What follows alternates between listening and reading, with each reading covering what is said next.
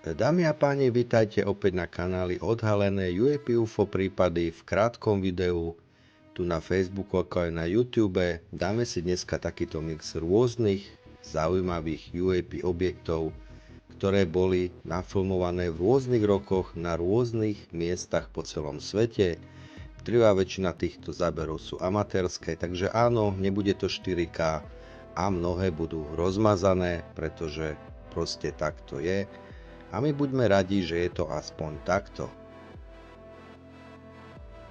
Ako vždy, napíšte mi do komentárov, čo si myslíte, čo tieto objekty môžu byť zač, a nezabudnite, že hranica medzi vtipom a trápnosťou je pomerne tenká.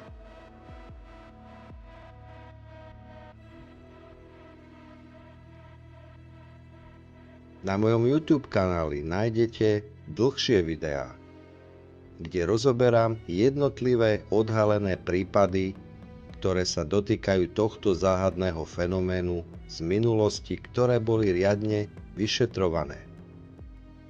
Čiže došlo k nejakému incidentu a nejakej udalosti a následne oficiálne orgány túto udalosť vyšetrovali a zdokumentovali. Tieto videá nájdete iba na mojom YouTube kanáli, nie tu na Facebooku. Takže ak sa vám budú pozdávať a páčiť, nezabudnite mi tam nechať odber, samozrejme like a komentáre, pretože to všetko pomáha šíriť tieto zaujímavé videá ďalším, ktorí sa o túto problematiku zaujímajú tiež, alebo ich fascinuje tak ako mňa.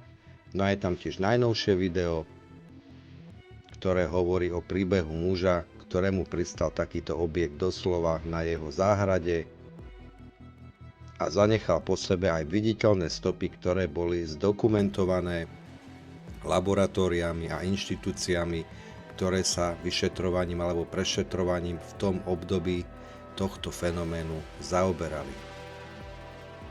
Ja vám ďakujem za vašu priazeň a vidíme sa pri ďalších takýchto zaujímavých videách.